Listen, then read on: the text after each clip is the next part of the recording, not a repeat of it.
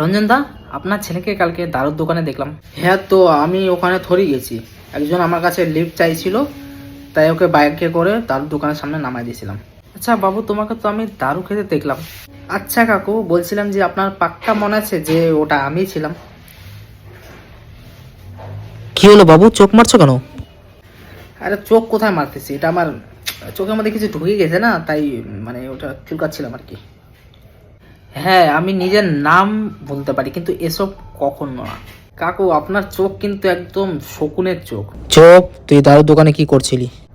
ওটা আমি থোড়ি ছিলাম, ওটা এআই দিয়ে বানানো।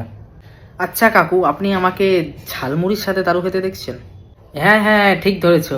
তাহলে ওটা আমি ছিলাম, বাট এআই দিয়ে বানানো। কি বলিস এগুলা উল্টা পাল্টা?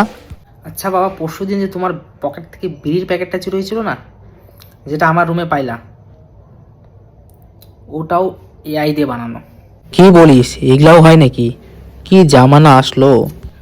আর বাবা, আজকে রাতেও তোমার পকেট থেকে বিড়ির প্যাকেট চুরি হবে। তুই কি করে জানলি?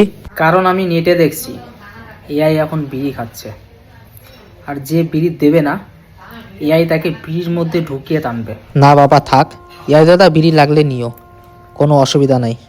হ্যাঁ, এখন থেকে যদি রাত্রে বা সকালে বা দুপুরে গায়েব হয় বিড়ি, তাহলে কিছু বলো না।